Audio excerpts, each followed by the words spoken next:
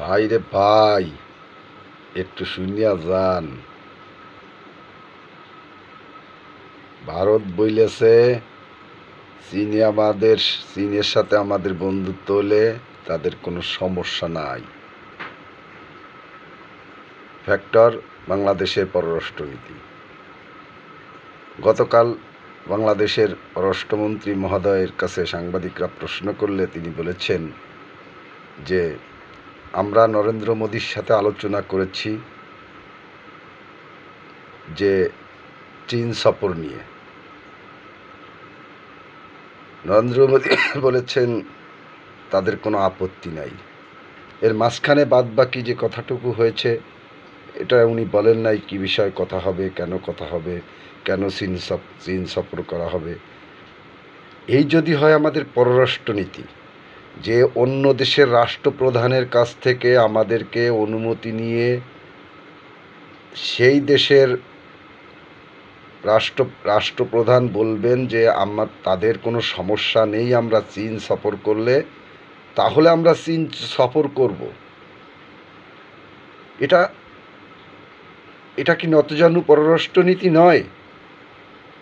এটি কি সৌহার্দ্যপূর্ণ, বন্ধুত্বপূর্ণ এবং স্বামী স্ত্রীর সম্পর্কপূর্ণ এবং পরম বন্ধুত্বপূর্ণ সম্পর্কপূর্ণ কোনো রাষ্ট্রপ্রধান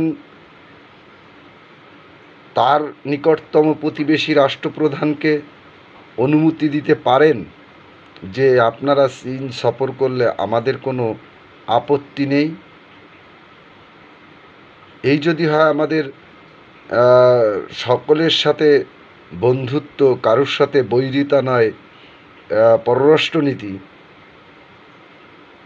তাহলে আমার কিছু বলার নেই। কিন্তু বাংলাদেশের সংবিধানের জায়গায় রেখে পররাষ্ট্রনীতিটা প্রণয়ন করে সেটাকে কার্যকরী রূপদান করাটা কি আমাদের প্রত্যেকটা নাগরিকের দায়িত্ব নয়? গতকালকে যখন সাংবাদিকরা মাননীয় স্বরাষ্ট্রমন্ত্রীকে প্রশ্ন করেছিলেন যে আপনারা চীন সফরে যাচ্ছেন, তে ভারতের সাথে সম্পর্কের কোনো অবনতি হবে কি না, আমাদের মাননীয় স্বরাষ্ট্রমন্ত্রী মহোদয় স্পষ্ট বলে দিলেন যে আমরা ভারতের প্রধানমন্ত্রী নরেন্দ্র মোদীর সঙ্গে আলোচনা করে এসেছি, এই সফর নিয়ে তাদের কোনো আপত্তি নেই।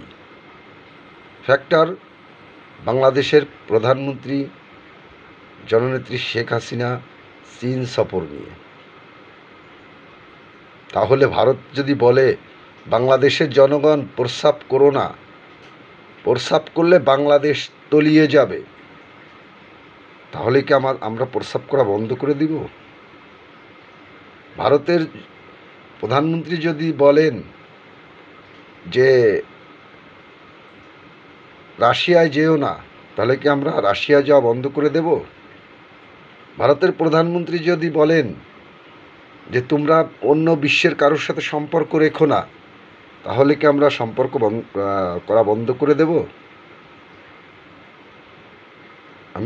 আমার কথায় কে কতটুকু বুঝেছেন তা আমি জানি না, কে কোন ভাষায় নেবেন সেটাও আমি জানি না। তবে এতটুকু বলতে পারি, এই হচ্ছে বাংলাদেশের বর্তমান পররাষ্ট্র নীতি। যদি এরকম চলতে থাকে, আগামীর বাংলাদেশ কিভাবে চলবে তার দায় কে নেবে? সেটা আগামীর বাংলাদেশের আগামী প্রজন্ম। এই সামান্য বক্তব্যটা যদিও